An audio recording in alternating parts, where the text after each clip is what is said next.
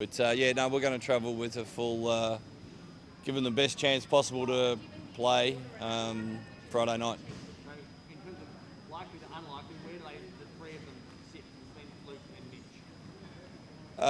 Mitch? Look, I think Clint's probably very doubtful, but we'll give him a chance tomorrow.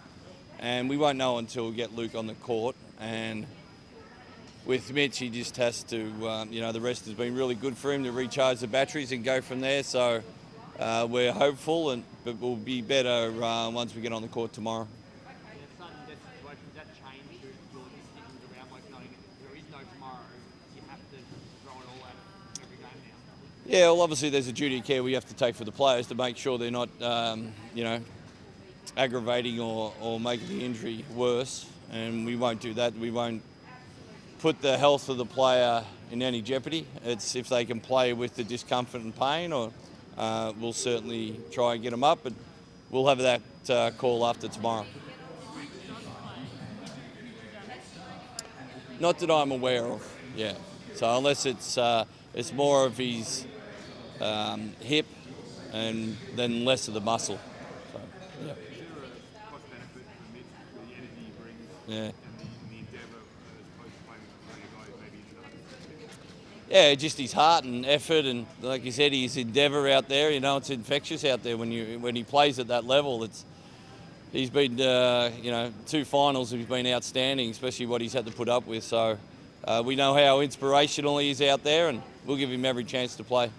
We've seen Luke enhance his reputation dramatically during the final. I imagine there's a lot of people like you said looking at him. Does he have anything that he needs to keep his body fit for after the season? If he tears his calf badly, would that impact his chances of doing it in the off-season?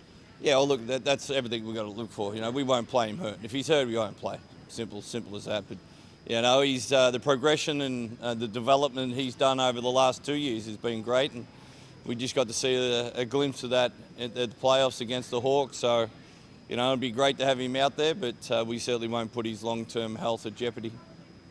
Have you had inquiries about his availability? No, he's under contract, and by all, I think the trajectory is to go for next year's NBA draft. That's the big plan when we sat down a couple of years ago, and that hasn't changed.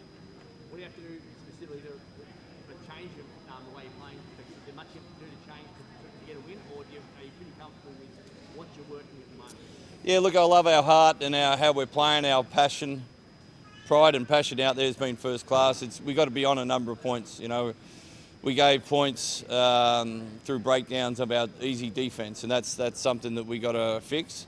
And also move the ball a lot more than we did. It kind of got stagnant on one side, and we got bogged down, especially in that third quarter. So, we want to keep that ball moving, get it through hands, let our players play with the basketball high IQ that we have, play unselfish, and that's a big part of it. Todd was spectacular on Friday night. Less aggressive on Sunday. Are you confident he can find that range again?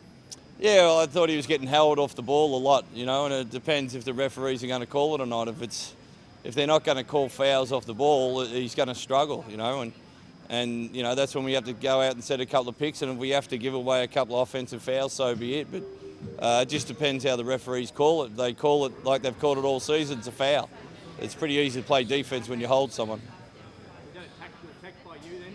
Or you can say you're happy to give away offensive fouls, but that text you gave away the other day, was that to make a point and prepared to wear that to make them have a bit more of a look? Yeah, well, obviously I'm excited on the sidelines, but I thought we were getting held off the ball. At that stage, it was 4 fouls to 0. And then all of a sudden I get a tackle and there's 4 fouls of holding off the ball. It's a bit inconsistent, and hopefully that'll get fixed up. Have you bothered to make a phone call during the week, or do you think you made your point on court? Oh, look, I'd make a point on court. I'm still waiting for a phone call from 2 years ago, so I don't put my faith in that system. There's just a bit off topic. There's reports that Bendat might be being sold. Would it be sad if the Wildcats weren't WA owned anymore?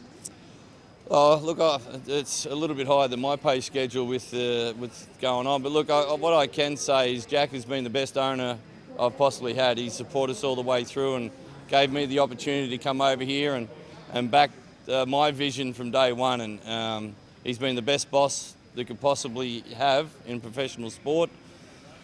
You know, he's getting a little bit long in the tooth, 96, wants to sell it. You know, that's up to him. He's put so much back into WA community in Perth, and, you know, I'm just happy that I've been working for him for the last 8 years, and if the sale goes through, it goes through.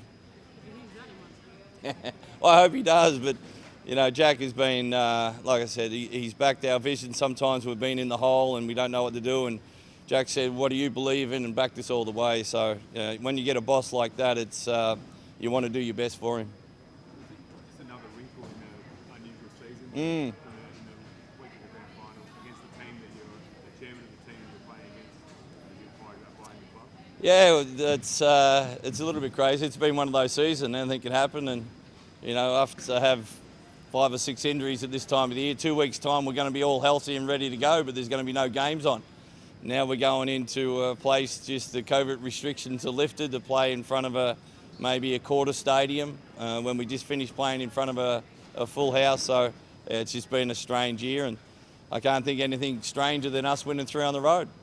In terms of the sales stuff, like, you don't like people knowing what you're running on game day. You're very careful about giving away any intellectual property. Yet, as part of due diligence, the club you're playing has got a lot of information about the workings of this club now. Do you feel that could be an advantage they may have taken on throughout the year? You'd hope it's in good faith, you know, they come through and they're serious. They're not going snooping through, you know, secret books or secret papers, or, you know, that's very, like I said, I'm not in that pay scale, so I don't know what happens in there, but I know that Jack's, all I can do is talk from my experience. Jack's been the best owner, without a question. We've had a great partnership in 8 years, and look, if he sells the team, he sells the team.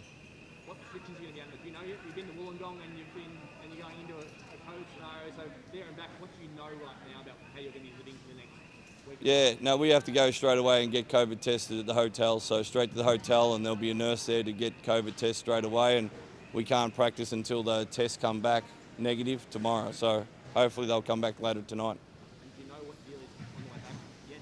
Are you guaranteed to play him no matter how you play 5 games, 3 games, 4? I'm not over that. Hopefully the restrictions got to lift on Friday. So I don't know. Is this has it impacted upon the preparation of having to go today and not practice today? Yeah, look, I would have rather keep our guys injured home to get them more treatment for that extra day.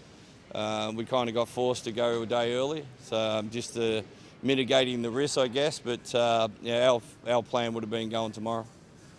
What's your message been to the team after 2 Sorry? What's the message been to the team after 2 losses at home, and what a lot of people think is mission impossible in Melbourne? Yeah, it's one win can change the complex of the game without a question, and the series. So we're just worried about what we can control. You know, we can control playing better than we have done, and given the effort, intensity, and you know, we just have to get the first quarter and build from there.